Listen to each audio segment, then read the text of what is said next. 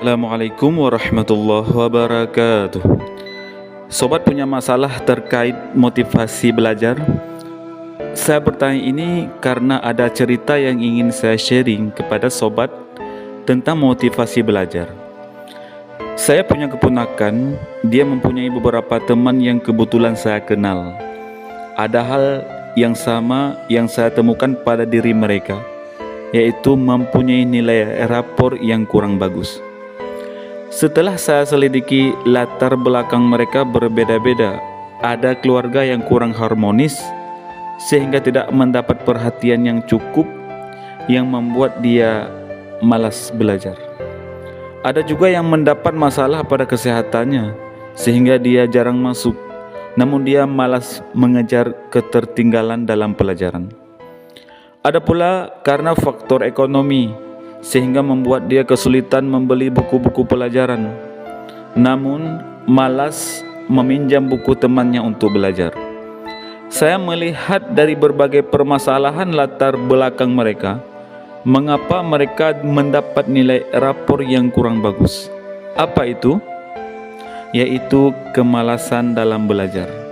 Menurut saya, malas ini ada pada diri mereka karena kurangnya motivasi belajar pada diri mereka, yaitu motivasi yang ada dalam diri mereka sendiri dan lingkungan.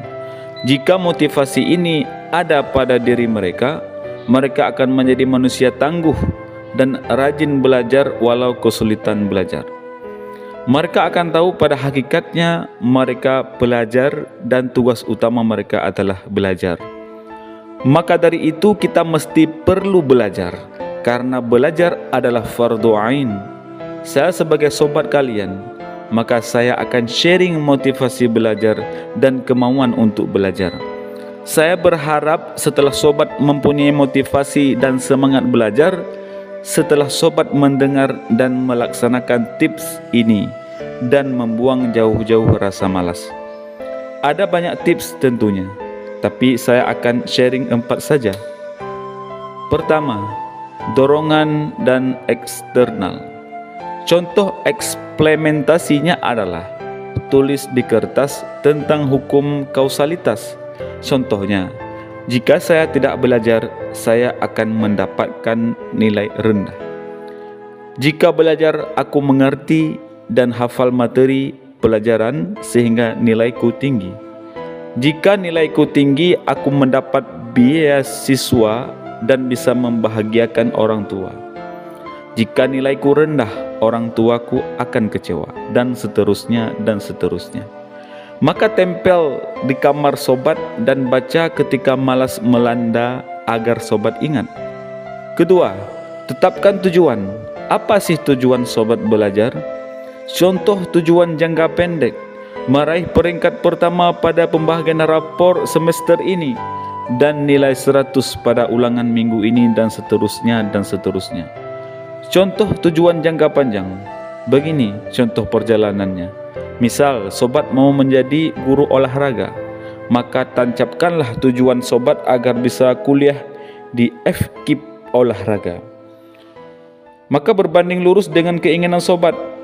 Untuk itu semua, maka tiap hari mengalokasikan diri untuk harus belajar. Belajar hal baru dan mengulang pelajaran yang sudah dipelajari. Ketiga, cari lingkungan yang mendukung tujuan. Orang yang mempunyai motivasi yang kuat terkadang melemah karena faktor lingkungan yang salah.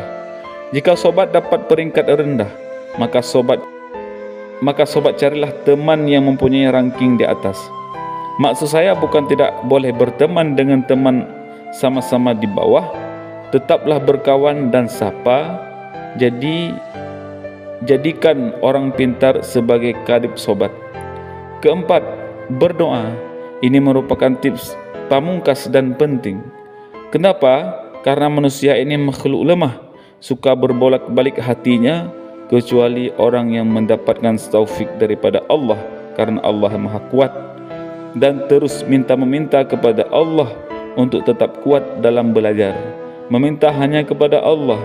Inilah tips dari saya, dan ingat, sebaik-baik orang belajar yang mengamalkan ilmunya. Saya ingatkan ya sobat agar rajin belajar dan berprestasi di sekolah. Assalamualaikum warahmatullahi